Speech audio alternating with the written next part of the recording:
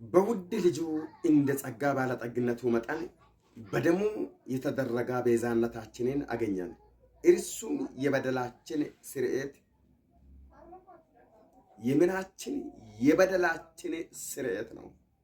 የናዝሬቱ ኢየሱስ ክርስቶስ ቤዛችን ነው። በሮሜ መጽሐፍ ምዕራፍ 3 ከቁጥር 24 ላይም የሚለው ይሄን ቃል ነው። በኢየሱስ ክርስቶስ በሆነው ቤዛነት አስተውል።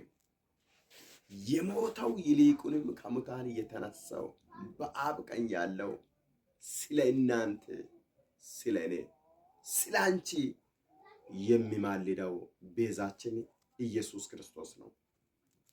በእርሱ ቁስል እኛም ተፋወስን ይላል። የተፋወስከው በሱ በኢየሱስ ክርስቶስ በተቸነከረው በሱ ቁስል ነው።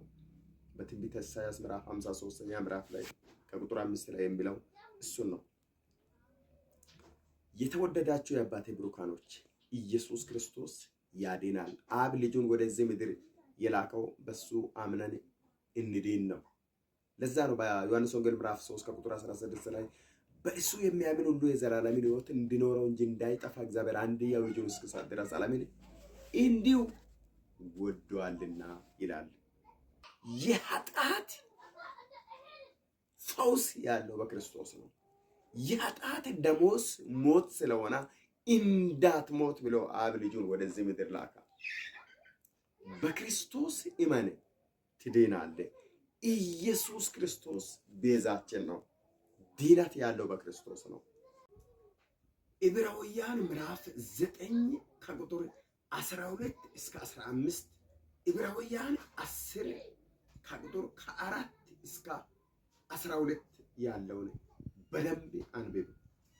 ስለ ቤዛነቱ ምን እንደሚል እዛ ታገኛላችሁ።